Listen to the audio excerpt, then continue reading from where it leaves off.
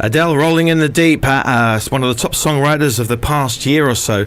We have in the studio not only a songwriter, an entrepreneur, a manager, a guy who's been in the music business for many years, and I don't want to sort of say that you're getting old and ancient or anything, but you have been in... Listen, I was in Sydney last year, and they call me a relic of the 60s. Well, that's what I was going to say. That sounds like something you'd sell on eBay.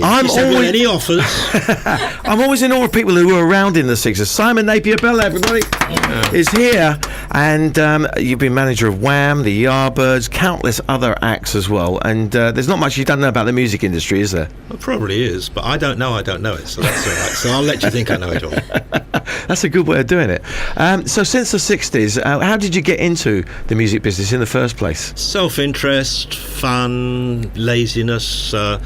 I was in the film business, and I used to go out every night clubbing to the Ad Lib or Scottish St James or whichever clubs were trendy at the time. And I noticed that when I went off home at 3 o'clock because I needed a bit of sleep before I went to the film studios, a lot of people stayed. And I used to say to them, "How come you can stay later than 3?" And they said, "Oh, we're in the music business." So I said, "Oh, I think I'll go into that. That sounds good." Backstage fun. It sounds like good fun, yeah. Yeah, it sounds like an easy job, but it's not an easy job, is it? Well, it is. Even today, it is one of those jobs where you can stay up late and get pissed and misbehave and never do any work and still end up making a fortune. Yeah. You managed the Yardbirds, and you kind of like invented rock, or you claim to have invented the word. I didn't claim to invent rock. I saw it. What I said was that the Yardbirds were the first group which had the word rock used about them, which wasn't me. It's an American music critic whose name I've completely forgotten at the moment. And in a piece he wrote about their first album, he used the word rock and heavy metal. But before that was always rock and roll, wasn't it? Rock didn't come into 1967. You can remember rock.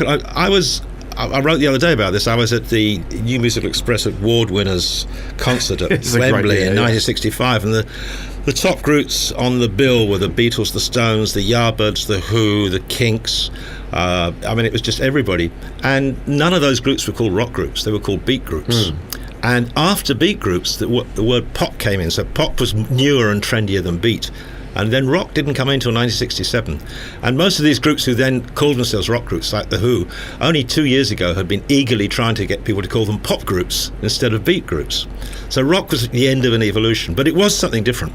And the Yardbirds really did create the music. It was that riff, it was the idea of taking blues and then instead of making them very heavy, and they played blues music. But actually what the Yardbirds did, they played blues music complete with a harmonica. They used to say Muddy Waters riffs, and Keith Threlf played a harmonica. What Zeppelin did, which was what the Yardbirds transitioned into... Because Jimmy Page was in the Yardbirds, and Jeff Beck. I put Jimmy Page in the Yardbirds. What he started to do was take that harmonica riff and play it on guitar and double it on the bass guitar. And so suddenly this very bluesy feel became a very harsh, hard feel. And so that's really Zeppelin's music. But it evolved, and the image of rock really didn't come from the Yardbirds. So the image of rock came from the Rolling Stones. The image of rock was really invented by Andrew Oldham, who was the Stones manager, who taught them to be totally antisocial, tell journalists to piss off, and not talk to them, and did everything they could possibly do to be rude to people. So the imagery came from the Stones, the music came from the Yardbirds, and the group which really put it together magnificently was Zeppelin. Yeah. But then that's New Musical Express poll winners party. It was a very funny concert. You had a real coup, didn't you? Well, yeah, it was very funny because Andrew Oldham, who's a bloody-minded guy, and quite right, managers should be bloody-minded, and that was the image he was creating the Stones in, bloody-mindedness. Yeah. So at the year before's concert, which they were also on, he'd refused to let them be televised. There wasn't any real good reason. He just thought, right, you can't televise the Stones. And so Brian Epstein, who really didn't know much about what he was doing as a manager, in this following year thought, well, I better do that too, so I look like a good tough manager. So he said, you can't televise the Beatles. So that meant the Yardbirds, who were third from the top, became the last group on the show for television viewers. So as far as 50 million people in England were concerned, the Yardbirds topped the bill. So everyone said, God, you're a clever manager. Well, actually, I didn't do too much.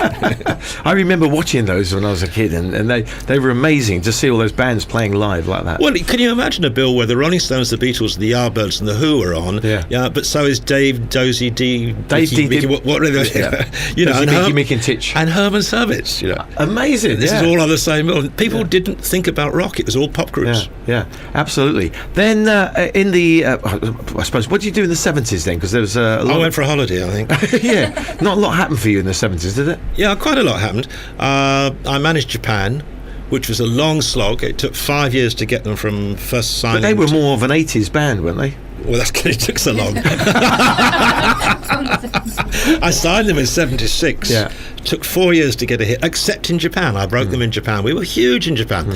They went to Japan in 1977, and the biggest gig they'd ever played before they went to Japan was 3 days earlier in the Red Lion pub in Hammersmith, which holds 120 people and wasn't even full. Yeah. And that was on a Wednesday night, and on the Saturday they played Budokan in Tokyo for 25. You must have seen something in them that made you want to sort of Oh, they were brilliant. You can, but the problem is, there's two things to being a manager or a clever entrepreneur: being able to spot star quality, and star quality in music and in image, and being able to spot the moment it's going to happen. I can timing. I nearly always can spot star quality, but I've never been very good at timing. So I got it right with Japan. It was just I was 5 years out. Yeah.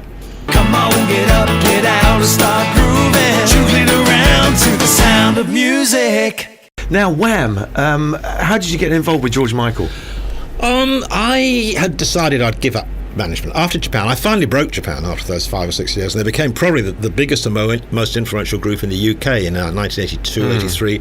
Went on to have huge influence. Well, I was talking about this earlier, that I was part of the scene behind the scenes, and I went on to that tour, and it was like Beatlemania.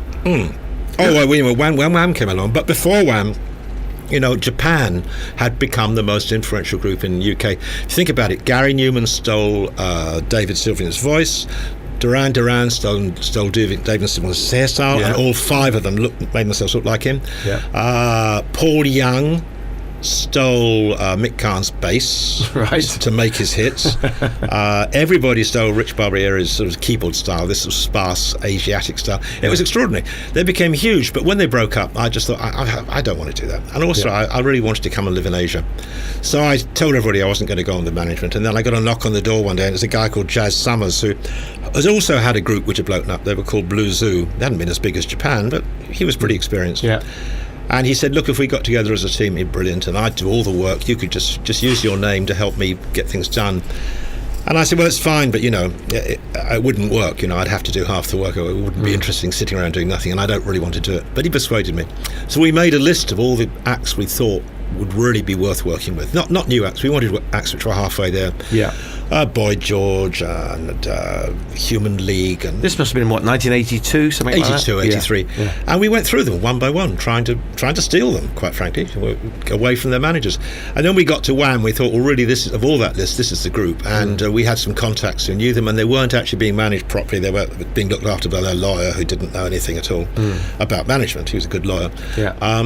And they came to see us, and it was very interesting.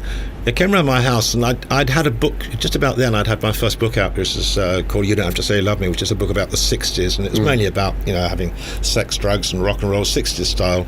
There wasn't much about music. Which I miss, and well, I'll give you the book. But there wasn't much about music or management or clever business in it. It was just about degenerate behaviour. Sure. And George sat there saying to me, now, what have you done? How would you organise this? What would you do about the money? How would you structure the business etiquette? And while he was saying that, Andrew picked up the book and browsed through it, and he said, wow, this is the manager for us. So that was it. Yeah. And we'll come back to You Don't Have to Say You Love Me in a moment or two, because that was such a classic record. But I'm interested in knowing how you took Wham into China, because that was a big thing, wasn't it? They were the first band, weren't they? They were the first Western band ever to play in China. I mean, the Chinese absolutely did not want youth culture to infiltrate into China. The first dinner Jazz Summers and I had with Wham, we had to discuss, what were we going to do for the next 2 years? And George was adamant. He said, we want to be the biggest group in the world 1 year from now. Well, he was like that. And and I said, well, the biggest group in the world means the biggest group in America. You can't have one without the other. And the only way to break America is to go there and tour, and then you tour again bigger, and you tour again bigger, and it takes at least 4 years. No one's ever done it any other way, ever. Even the Beatles had to go and tour 2 or 3 times. And he said, well, I'm not doing that. So I said, and the other thing is, I said, you've got to, in that tour, you've got to go and meet producers and DJs and push yourself and get up early and go to shops. He said, I'm not doing that either. So I think it was Jazz said, well, maybe we should make you the first group ever to play in China. And George said, yes, I like that. Go and do that. Just like that. But I was in love with Asia, you see. So I said to Jazz, well, I think I can fix that. I didn't think I could fix it. I thought I was going to go off licking in Asia, which is what I did. So 3 days later, I got on a plane to Thailand, not to China. Had a nice weekend in Pattaya. Yeah. Flew up to China, sat in the Holiday Inn in midwinter, freezing cold, wind chill. It was 20 below zero and a wind chill of 50 below zero. Yeah. I thought, what the bloody hell do I do? You know, I'm going to get wham into China. I mean, who can give permission for that? Probably only President Deng, nobody else. Yeah. And I didn't know what to do. So I called the British Embassy, and they sent round a book which had a list of all the, in English, of all the ministries in China and all the people who worked in them. And I sat there in the Holiday Inn, and this is the days of old-fashioned phones where you stuck your finger in a little roll. Sure, yeah. And no emails or anything like that. I called as many as I could in a day. And the trick was nothing more than to find somebody at each number who spoke English. I mean, you were probably talking to the cleaner in half the occasions. And I said to each one, tell the minister that Simon Napier Bell has come to Beijing to have lunch with him. Yeah. And after that, I thought I'd do this for a week and wait, but after the second day, I got so fed up, I came back to Pattaya and then came home and told everybody I'd spent miserable 2 weeks in Beijing, which isn't quite true, 2 days. And then the next month, I said, it's time to go back. So I went back to Pattaya, and by then I found there was a nice round-the-world ticket, first class. I could fly to Bangkok, Beijing, Mexico, and home. So I spent a week in Pattaya, 2 days in Beijing, a week in Acapulco, and got home exhausted from my tiring 3 weeks. What a difficult job. Tiring 3 weeks with the bureaucracy. Yeah. And when I got back to China, at Beijing, I did the same thing again. And I got my first taker. I got a message. Mr. Ching Mo Si would like to come and see you and have lunch. And so he arrived in a Mao suit, because this was... Were you not scared? China's changed like you wouldn't believe. Did it not scare you, the whole thing? No, I was being funny in Pattaya. China's changed like you wouldn't believe. I mean, this is 25 years ago. Everybody wore Mao suits. Makeup was forbidden. No Chinese could speak to foreigners in public. Yeah. This is the minister, and he arrives in a Mao suit on a bicycle, and he comes to the hotel lobby taking off his bicycle clips. And he says, hello, I'm Ho Chi Si, Minister of Energy. Very pleased to meet you. Very pleased to talk about buying coal from Jingqing.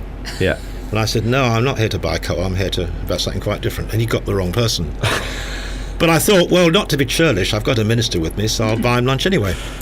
So he had a translator, and we had lunch, and I told him what I was doing. And he said, oh, you'll be so successful, he said, because ministers love good food, and we're not allowed to go to Western restaurants because we're not allowed to spend dollars. Yeah. And this hotel's got the only Western restaurant in Beijing. So you're going to do really well. I'll bring some more people next time. So 1 month later, I came back, and he had 3 ministers with him. No one who could help me with wham, but 3 greedy ministers and their translators. And bit by bit, over the next 18 months, I got up to about 30 ministers, which is 2/3 of the entire cabinet, all having lunch with me once a month. Yeah.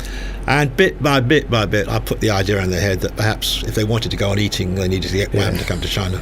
Well, it was a major coup, wasn't it? Because it was the publicity you got from that was unbelievable. And we'll talk some more about that in a moment. But here's Wham and Freedom, one of their big hits from that period.